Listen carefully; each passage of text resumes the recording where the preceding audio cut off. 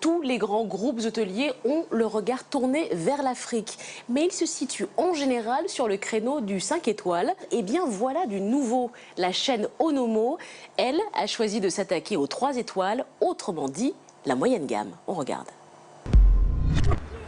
En moins de 3 ans, l'endroit est devenu l'un des lieux les plus branchés de Dakar.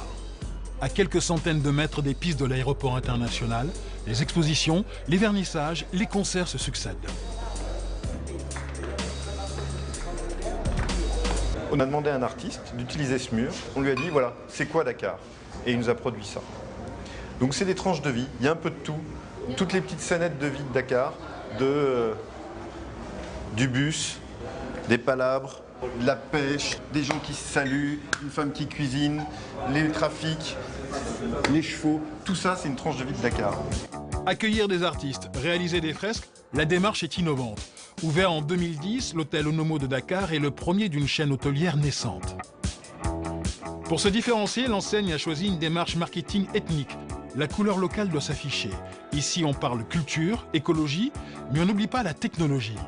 La cible, c'est une clientèle africaine jeune et branchée.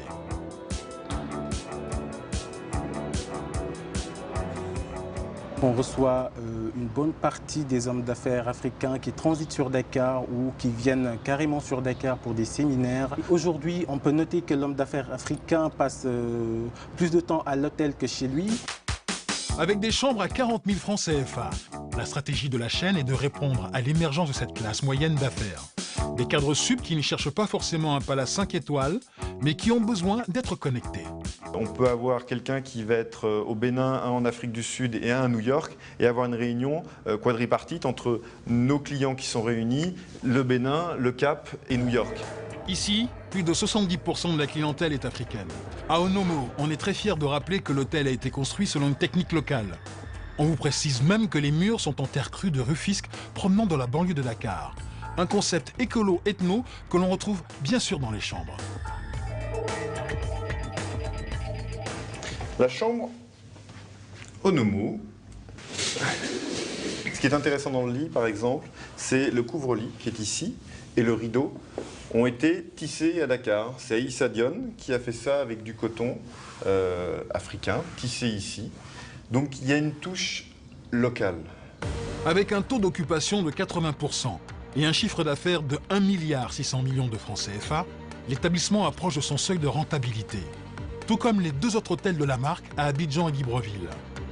Des implantations réussies qui poussent le groupe Batipar, propriétaire de l'enseigne, à s'étendre le plus vite possible.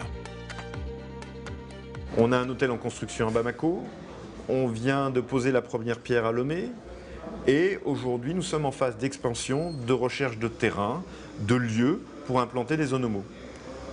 Et il n'y a pas un seul pays en Afrique qui ne nous intéresse pas.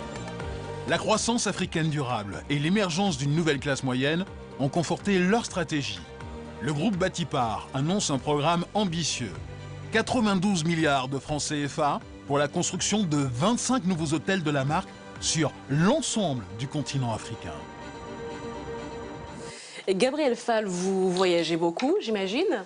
Est-ce que vous avez constaté l'émergence de cette classe moyenne qui est la cible de cette chaîne hôtelière? Absolument. Vous savez, le tourisme d'affaires se développe en Afrique. Les uns vont visiter les autres et vont chercher à faire des affaires.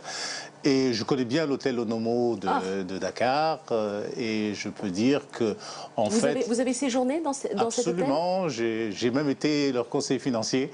D'accord, vous connaissez très bien. Et donc, je dois dire que c'est réellement un segment intéressant du marché. Aujourd'hui, vous avez dans ces hôtels-là une chambre à 40 000 francs CFA, c'est-à-dire à peu près 80 € pour passer une nuit dans un hôtel confortable, propre. Je suis un peu curieuse. Qu'est-ce que vous leur avez conseillé, puisque vous étiez leur conseiller? En fait, c'était le montage financier, parce que c'est une chaîne qui démarre, qui avaient besoin d'avoir des conseils financiers sur la structure donc justement de leur financement en capital, en dette, où s'adresser pour trouver les meilleures conditions financières. Donc je le fais pour eux, mais je le fais aussi pour une chaîne qui s'appelle d'autres chaînes, Azalaï ou Telium. Ah, c'est intéressant ça, parce que j'ai vu que finalement les grandes chaînes hôtelières se faisaient un petit peu la course pour avoir les meilleurs emplacements. Oui. Vous avez constaté ça aussi? Oui, ça fait partie vraiment de, je dirais, de la stratégie d'investissement. L'emplacement pour un hôtel, la qualité, ça peut tout changer.